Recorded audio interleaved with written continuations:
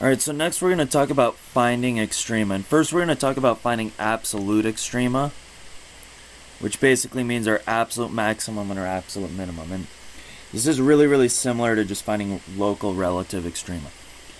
But let's talk about finding absolute extrema. And if we have a closed interval like a to b, then we also need to make sure we check the endpoints.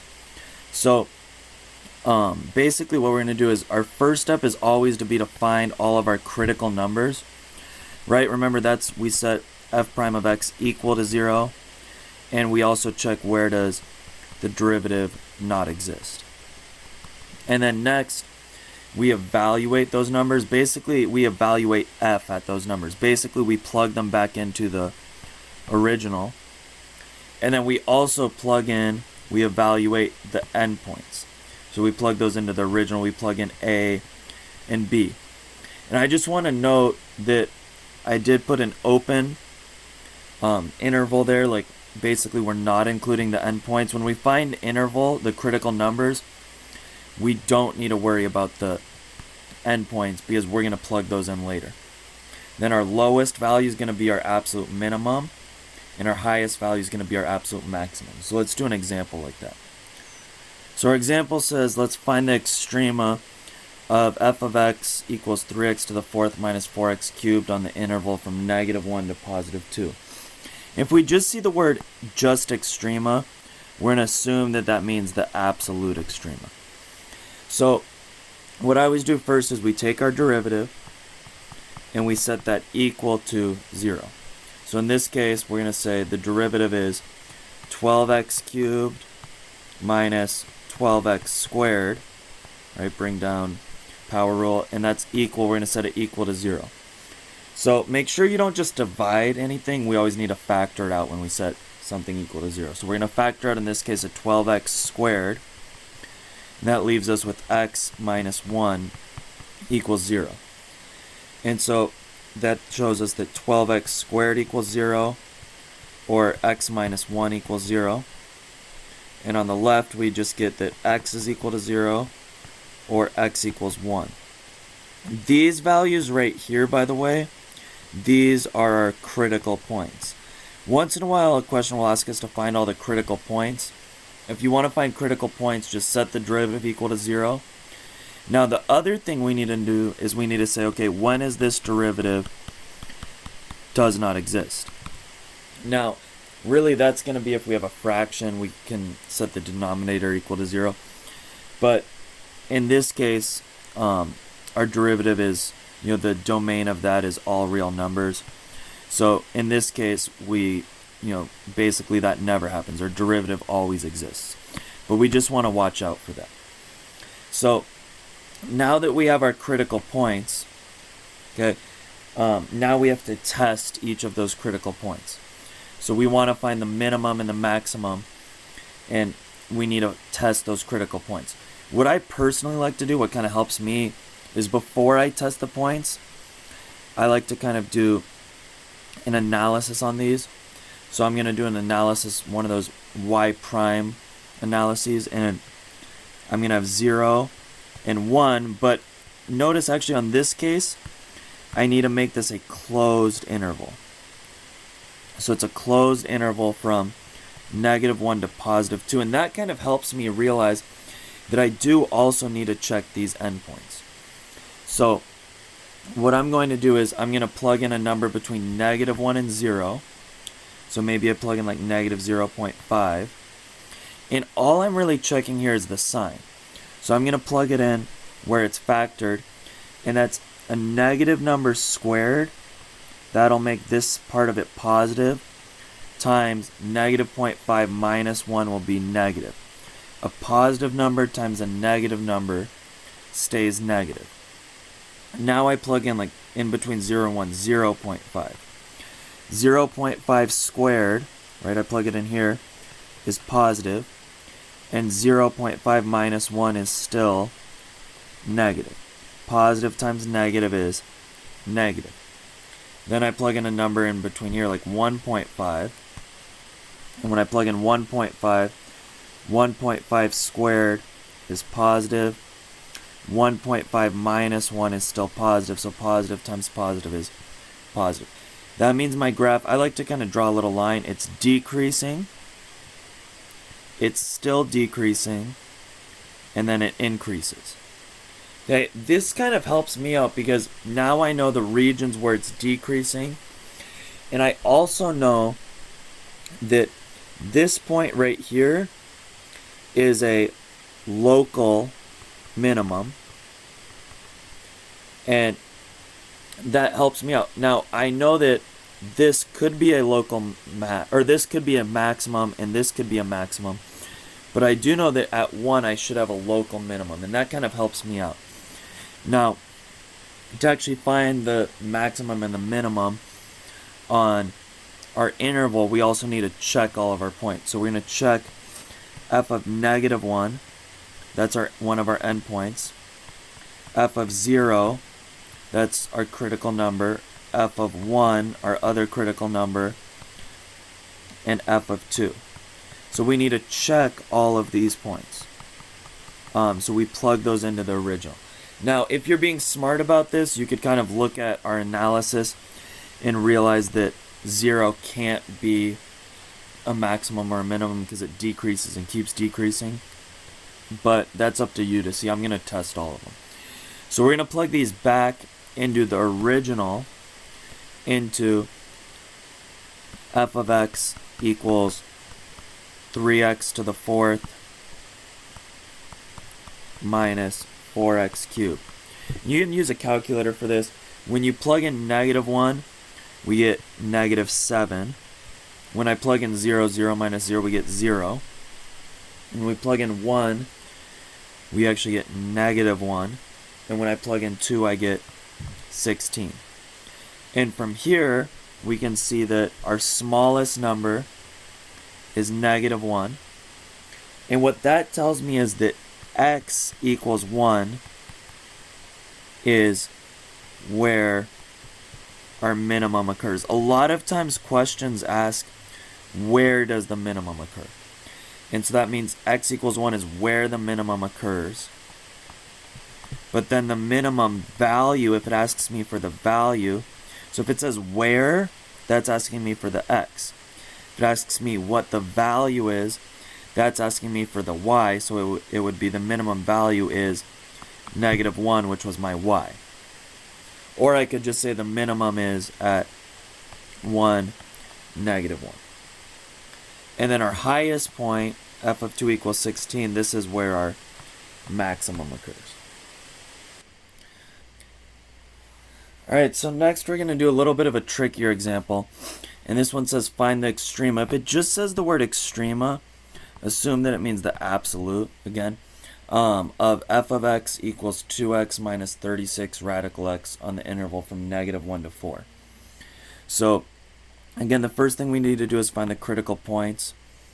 And that's when we kind of do f prime of x equals 0, or it does not exist. So the first thing we have to do is we're just going to find the derivative. So f prime of x would be equal to 2 minus 36 over 2 radical x. And we can simplify that to 2 minus 18 divided by radical x. And then because we're going to be setting this equal to 0, we definitely want to get a common denominator. So we're going to multiply this by radical x over radical x. And we're going to say that f prime of x is equal to 2 radical x minus 18 divided by radical x. And now, again, we want to figure out when is this entire derivative, when is it equal to 0, or when is it dne. And what we want to kind of remember is that 0 divided by any number, when we have a fraction, 0 divided by some number is 0. And a number divided by 0 is dne. So when I want to know when is f prime of x equal to 0, we take our numerator, right? Because the number, when 0 is in the numerator, that just goes to 0. So we say that's when 2 radical x minus 18, the numerator, equals 0. That gives us radical x equals 9, which gives us x equals plus or minus 3. Then we also want to know, okay, when is f prime of x equal to d on e? And in this case, that will be when the denominator is equal to 0, and that just gives us x equals 0.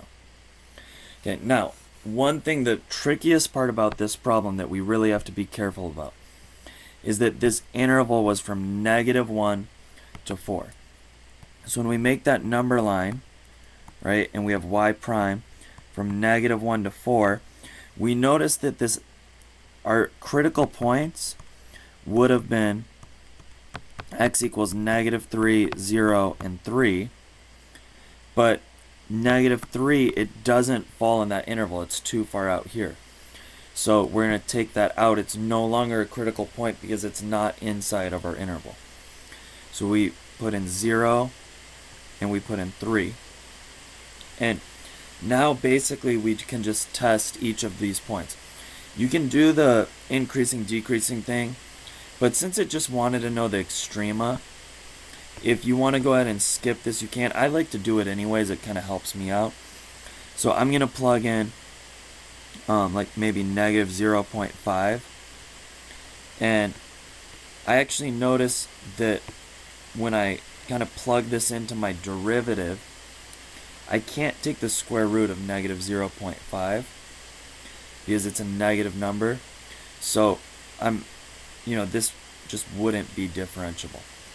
Then at 1, I get 2 times the square root of 1 is 2 minus 18. That's negative. It's decreasing here. And then at 3.5, 2 times the square root of 3.5 minus 18, that's still going to be a negative number. So it's still kind of decreasing there. All right, now, that just kind of helps me out knowing that this is probably where my minimum is going to occur. But we're not sure. We still got to test these points. So we're going to test f of -1, f of 0, f of 3, and f of 4.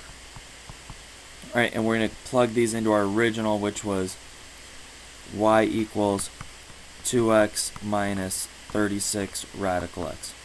So again, when I plug in -1, and you guys can use a calculator, but when I plug in -1, you cannot take the square root of a negative. So this is d n e. Then when I plug in 0, we get 0. When I plug in 3, I get 6 minus 36 radical 3, or that's approximately -56.3. And then when we type in 4 to our calculator, we get -64. And like I kind of predicted, looking at this graph, basically this was d n e, and then it started off, it decreased, and it decreased more. So you can kind of see if it decreases, that's going to be our maximum, and it keeps decreasing, this is going to be our minimum. But you still need to check these values just to be certain and to get all the points on the AP test.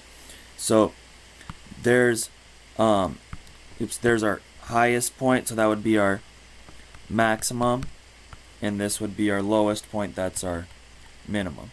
And again, these are absolute maximum and absolute minimum. So I know these notes have been a little bit longer, but these examples are really important, and I want to do one last one, and that's find all relative minima of y equals x cubed plus x squared minus 8x plus 5. And when it's a relative minimum, there can be more than one. So in this case, there's no interval. If there's no interval at all, there's really no endpoints to check. So now we're only checking the critical points. Okay, so the first thing to do is take the derivative of y prime equals 3x squared plus 2x minus 8. And then we need to figure out, okay, when is this derivative equal to 0 or it does not exist? If we look at this, its domain is all real numbers. So that means it always exists. So we really only need to set it equal to 0 and figure out that part of it. We factored this in a previous video, and it's 3x minus 4 times x plus 2. And then we're going to set that equal to 0, and that gives us, from this part, x equals 4/3 and x equals negative 2. Now, with relative minima, there's a really cool, neat trick where if we don't have an endpoint, when we do this, number line analysis, really all we need to do is just take these critical points, put negative 2, 4/3, and then graph these intervals. And when we have a number smaller than negative 2, so let's say like negative 3, right? Negative 3 times negative 3 is, we're plugging it in up here. So 3 times negative 3 is negative 9 minus 4 is a negative number, times negative 3 plus 2 is a negative number. Negative times negative gives us a positive value. That means this graph is increasing. I draw it up. It's increasing. Then I plug in 0. Okay, when we plug in 0, we get 0 minus 4 is negative, times 0 plus 2 is positive. Negative times a positive is negative. So it's increasing. Now it's decreasing. And then when I plug in a number bigger than 4/3, like say 2, okay, I plug in 2, I get a positive number there. 6 minus 4 is positive, times 2 plus 2 is another positive number. So now this graph is increasing again. And in this case, we can kind of see that we'll have a relative maximum here. That's our peak highest point, and a relative minimum down here. That's our smallest point. And so that kind of analysis can tell us that we have a relative minimum at x equals 4/3. Now, you cannot only say this on the AP test. You need to explain what your number line analysis did. So we say because f prime of x changed from decreasing to increasing at x equals 4/3. And that will be your actual explanation that you want to give. But in this case, we actually do not need to plug in any values because there's no endpoints. We're just seeing where is the local, the relative minimum, and the relative maximum.